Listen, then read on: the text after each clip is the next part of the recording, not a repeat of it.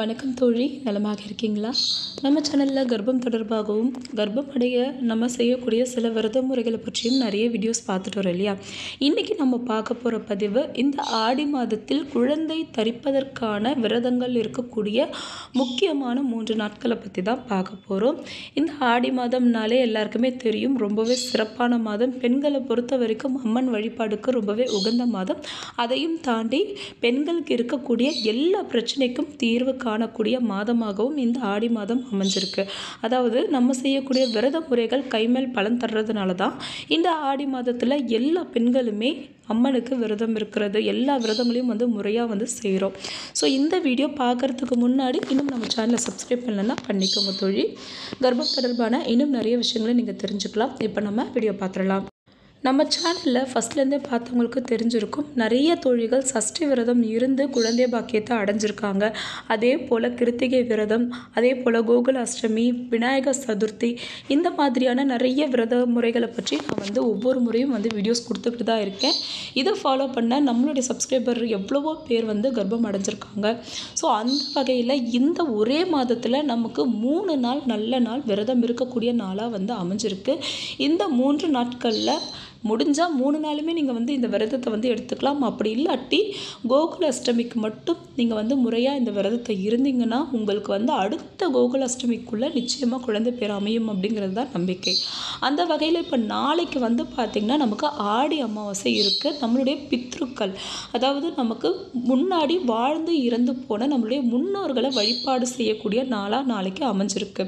நம்மளுக்கு பித்ருதோஷம் இருக்குது. பித்ருக்களுக்கு செய்ய வேண்டிய தர்ப்பணங்களை அல்லது திதிகளை நம்மளோ அல்லது நம்மளுடைய தாயார் தகப்பனாரோ சரியாக செய்யலை அப்படின்னாலும் நமக்கு குழந்தை பேர் கிடைக்காது.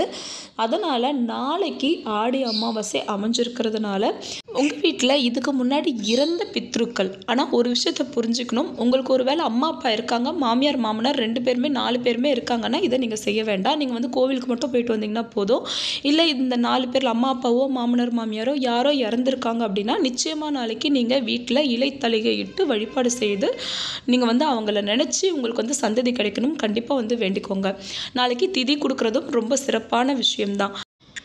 இதெல்லாம் முடித்த பிறகு நீங்கள் காலை வேளையிலேயே, ஏன்னா ஈவினிங் டைமில் ஆலமரத்தை சுற்றக்கூடாது, ஆலமரம் இருக்கக்கூடிய சன்னிதானத்திற்கு போயிட்டு ஆலமரத்திற்கு கீழே இருக்கக்கூடிய விநாயகர் பெருமானுக்கு 3 தீபங்கள் ஏற்றிட்டு அந்த மரத்தை உங்களால் எத்தனை முறை பிரதட்சணம் பண்ண முடியுமோ அத்தனை முறை பிரதட்சணம் பண்ணி இந்த ஆடி அமாவாசைக்கு என்னுடைய பித்ருக்களுக்கு செய்ய வேண்டிய தர்ப்பணங்கள் எல்லாமே முறையாக நான் செய்திருக்கிறேன், எனக்கு சந்ததி பாக்கியம் கிடைக்கணும்னு சொல்லிட்டு மனமுருகி வேண்டிக்கிட்டு வாங்க.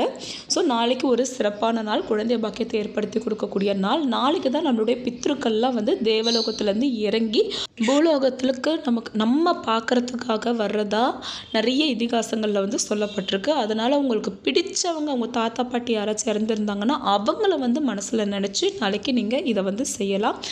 எனக்கு சந்ததி பாக்கியம் கிடைக்கலன்னு சொல்லிட்டு அவங்கக்கிட்டேயே கூட நீங்கள் வேண்டிக்கலாம். அடுத்தது நமக்கு சஷ்டி 30ஆம் தேதி, இந்த மாதம் 30ஆம் தேதி நமக்கு சஷ்டி, வளர்பிறை சஷ்டி அமைஞ்சிருக்கு. எல்லா சஷ்டி விரதமும் செய்கிறவங்க இந்த ஆடி மாதத்தில் வரக்கூடிய சஷ்டி விரதத்தை எக்காரணத்திற்கு கொண்டு மிஸ் பண்ணுறாதீங்க. நீங்கள் குழந்தைக்காக இருக்கக்கூடிய விரத முறைகளில் ரொம்பவே முதன்மையானது இந்த சஷ்டி விரதம் தான். இதை நீங்கள் இந்த ஆடி மாதத்தில் வர்றதுனால இன்னும் கொஞ்சம் சிறப்பாக இருக்கும். அதனால் இதை மிஸ் பண்ணாதீங்க. இந்த மாதம் 30ஆம் தேதி ஆடி சஷ்டி விரதம் வந்திருக்கு. அதுக்கு முன்னாடியே 28ஆம் தேதி சஷ்டி விரதத்தை விட கண்டிப்பாக இந்த விரதத்தை இந்த ஆடி மாதத்தில் நீங்கள் இருக்கணும். ஆடிப்பூர நிகழ்வு நிறைய கோவில்களில் சிறப்பாக கொண்டாடப்படுகின்ற ரொம்ப முக்கியமான பூஜை. அதுவும் குழந்தை பாக்கியத்திற்காக காத்திருக்க பெண்களுக்காகவே நடத்தப்படுகின்ற ஒரு விரதங்களில் இந்த ஆடிப்பூரம் தான் ஃபஸ்ட்டு வரும். ஸோ இந்த ஆடிப்பூரத்தன்னைக்கும் நீங்கள் விரதமாக இருந்து இதை எப்படி நம்ம வழிபாடு செய்யணுன்றதுக்காக நான் அடுத்த பதிவில் சொல்கிறேன். உங்களால் முடிஞ்சதுன்னா சிம்பிளாக ஒரு டஜன் பச்சை நிறத்தில் இருக்கக்கூடிய வலையில் நீங்கள் உங்கள் வீட்டுக்கு பக்கத்தில் இருக்க அம்பாளுக்கு வாங்கி கொடுங்க. ஸோ இதுவே போதுமானதாக இருக்கும். இந்த ஆடிப்பூரம் பார்த்திங்கன்னா 28 வந்திருக்கு. அதாவது இந்த மாதம் 28, 30லேயே நமக்கு சஷ்டி வந்திருக்கு. அடுத்ததாக 16ஆம் தேதி, அதாவது ஆகஸ்ட் மாதம் 16ஆம் தேதி நமக்கு கோகுல அஷ்டமியும் அதாவது கிருஷ்ண ஜெயந்தியும் ஆடி கிருத்திகையும் சேர்ந்திருக்கு. ஏற்கனவே ஒரு ஆடி கிருத்திகை போயிருச்சு. அதில் நம்ம நிறைய பேர் வழிபாடு செய்திருப்போம். ஆனால் நிறைய கோவில்களில் வந்து பார்த்திங்கன்னா 16ஆம் தேதி தான் ஆடி கிருத்திகை வந்து விமர்சையாக வந்து கொண்டாடுறாங்க. நிறைய பேர் வந்து ஆடி கிருத்திகையை 16ஆம் தேதி தான் வந்து விமர்சையாக வந்து கொண்டாட போகிறாங்க. அதாவது ஒரே விசேஷம் வந்து ஒரு மாதத்தில் 2 முறை வந்துருச்சுன்னா ஃபஸ்ட்டு வர்றதை வந்து கணக்கில் எடுத்துக்க மாட்டாங்க, 2வது வர்றதை தான் வந்து கணக்கில் எடுத்துப்பாங்க. அந்த வகையில் நமக்கு 16ஆம் தேதி தான் 2வது முறையாக கிருத்திகை வந்து வந்திருக்கு. ஸோ அதுதான் வந்து ஆடி கிருத்திகையை எல்லாருமே வந்து கொண்டாட போகிறாங்க. ஸோ அந்த கிருத்திகை தினமும் அதே சமயத்தில் கிருஷ்ண ஜெயந்தியும் சேர்ந்து வந்திருக்கிறதுனால அந்த ஒரு நாளை மட்டும் மிஸ் பண்ணிடாதீங்க தோழி. அந்த நாளில் ஒரு புதிதாக ஒரு கிருஷ்ணர் பொம்மையை வாங்கி நீங்கள் ஒரு குழந்தைய வீட்டுக்கு கூட்டிகிட்டு வர்ற மாதிரியே நீங்கள் வந்து கூட்டிகிட்டு வந்து கிருஷ்ண ஜெயந்தி விழாவை மனமுருகி வேண்டி பிரார்த்தனை செய்யுங்க. கூடவே அன்னைக்கே ஆடி கிருத்திகையும் இருக்கிறதுனால எப்போவுமே நீங்கள் சஷ்டி விரதம் இருக்கிறது மாதிரி காலையிலேருந்து உண்ணா நோன்பு இருந்து நீங்கள் கிருத்திகை விரதமும் வந்து செய்யலாம். ஸோ இந்த ஆடி மாதத்தில் வரக்கூடிய முக்கியமான இந்த 4 தினங்களையும் வந்து மிஸ் பண்ணிடாதீங்க. கண்டிப்பாக இந்த ஒவ்வொரு நாளுக்கும் முன்னாடி நான் ஒவ்வொரு வீடியோ வந்து கொடுப்பேன். உங்களுக்கு பயனுள்ளதாக இருக்கும்னு நம்புகிறேன்.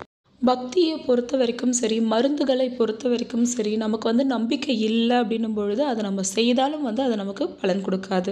இந்த மருந்தை நம்ம எடுத்துக்கிறோம் அப்படின்னா இதனால் நமக்கு உடம்பு சரியாயிடும் அப்படின்னு நம்ம நம்பினா மட்டும்தான் அந்த மருந்து நமக்கு வேலை செய்யும். அதே போல் தான் பக்தியும். நம்ம ஒரு பூஜைகள் செய்கிறோம், ஒரு விரதம் இருக்கிறோம் அப்படின்னும் பொழுது கண்டிப்பாக இது நமக்கு பலன் கொடுக்கும். முழுமையாக நம்பி அந்த விரதத்தை வந்து இருங்க. ஏன்னா நிறைய தொழில்களுக்கு விரக்தி அதிகமாக இருக்கும். வருஷம் செஞ்சுக்கிட்டு தான் இருக்கேன், எனக்கு எங்கே ப்ரெக்னென்சியே பாசிட்டிவ் ஆக மாட்டேங்குது. நான் ஒன்று மட்டும் சொல்கிறேன் தோழி, மனசில் நல்லா பதிய வச்சுக்கோங்க. ஒவ்வொரு விரதமும் நீங்கள் செய்யக்கூடிய ஒவ்வொரு விரதமும் உங்கள் குழந்தைக்காக நீங்கள் சேர்த்து வைக்கக்கூடிய ஒரு புண்ணிய கணக்கு அப்படிங்கிறத மட்டும் நீங்கள் வந்து மறந்துடாதீங்க. உங்களுடைய ஒவ்வொரு பிரார்த்தனையும் சேர்ந்துக்கிட்டே வர்றதுனால பிறக்க போகும் உங்களுடைய குழந்தை ரொம்ப மகத்துவம் வாய்ந்த குழந்தையாக வளரும். அதில் எந்த விதமான ஐயப்பாடும் இல்லை. ஏன்னா எவ்வளவோ பேருக்கு நம்மளுடைய இதிகாசங்கள்லேயே நம்ம எடுத்துக்கிட்டோம்னா நிறைய புலவர்களுக்கு, நிறைய முனிவர்களுக்கு குழந்தை இல்லாமல் இருந்து அவங்க எவ்வளவோ தவங்கள் செய்து அதுக்கப்புறமா பிறக்கக்கூடிய அந்த குழந்தை ரொம்ப ஞான குழந்தையாக தான் வந்து இருந்திருக்கு. நீங்கள் எதை வேணாலும் செக் பண்ணி பார்த்துக்கோங்க. அந்த மாதிரி நம்ம விரதம் இருக்கோம், நமக்கு குழந்தை பிறக்கலையே அப்படிங்கிறத நினைக்காம நம்ம இருக்கக்கூடிய ஒவ்வொரு விரதமும் நம்ம குழந்தை நல்லா வந்து பிறக்கிறதுக்காக தான் நம்ம செய்யக்கூடிய ஒரு டெபாசிட் அப்படிங்கிறத மனசில் வச்சுக்கிட்டு கண்டிப்பாக நான் சொன்ன இந்த 4 விரத முறைகளையும் வந்து மேற்கொள்ளுங்க. நிச்சயமாக உங்களுக்கு அடுத்த வருடம் ஆடி மாதத்திற்குள்ளார குழந்தை பாக்கியம் ஏற்படும். உங்களால் முடிஞ்சதுன்னா உங்கள் வீட்டுக்கு பக்கத்தில் இருக்கக்கூடிய நல்ல பழமை வாய்ந்த அம்மன் கோவிலில் உங்களுடைய புடவை முந்தியை கிழித்து அதில் நீங்கள் தொட்டில் கட்டிட்டு வாங்க. இது நிறைய பேருக்கு பலன் கொடுத்த ஒரு விஷயம்தான். இந்த தொட்டில் கட்டி 1 மாதம் 2 மாதத்துலேயே கரு உண்டான தோழிகளும் வந்து நம்ம சேனல்லே கூட இருக்காங்க. ஸோ இதை வந்து நீங்கள் வந்து ட்ரை பண்ணி பாருங்கள். இந்த வீடியோ பிடிச்சிருக்கும் நான் நம்புகிறேன். பிடிச்சிருந்ததுன்னா மறக்காமல் ஒரு லைக் பண்ணுங்கள் தோழி. அடுத்த ஒரு நல்ல பதிவில் சந்திக்கலாம். நன்றி.